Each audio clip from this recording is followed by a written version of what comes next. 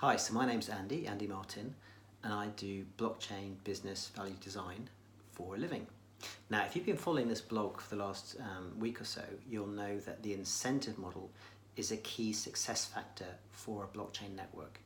That's a balanced set of incentives between the entity that is bringing the network to market, the members that are joining that network, and service providers such as the network operator and third-party innovators of applications on the network, to make sure that each of those three has a balanced incentive. And one of the interesting things about blockchain networks is the evolution of new types of incentives. And one of those could be, for example, a utility token.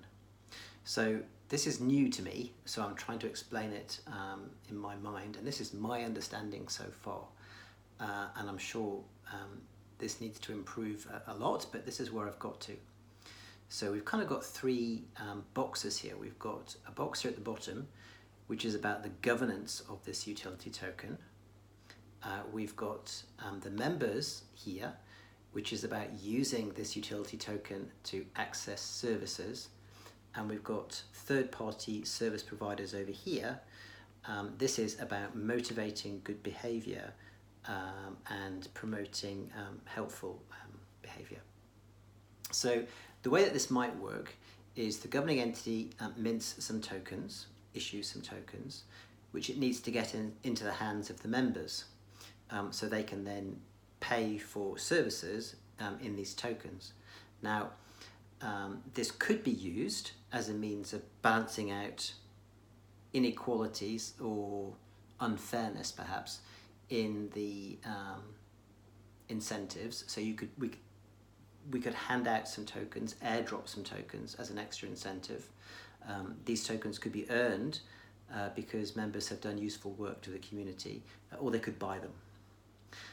These tokens are then used to access services. Now, the service providers are going to have to stake tokens for the right to provide services to the network.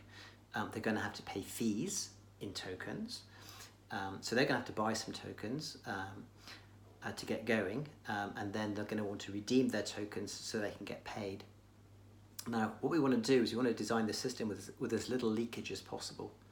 So we will need a capital reserve and a fund behind that, and some ideas as to the supply of these tokens that we want in the model.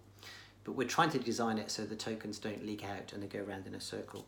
But obviously there will need to be some leakage as the service providers need to cash out from time to time. So this is my understanding of how a utility model could initially be set up. Now, this is pretty new to me. I come from the permission world. Fab token, for example, which is a UTXO, so that's the same unspent transaction output. That's the same protocol that Bitcoin uses. This is in alpha at the moment on Hyperledger Fabric. It is a fungible token. There will be a non-fungible version as well, but this cycle here is using a fungible token. So the functionality will be available hopefully soon in Fabric. So this is something we need to start thinking about. Okay, well, I hope you found this useful. And I look forward to speaking to you tomorrow. And please do help me out to get my thinking straight. Cheerio, bye now.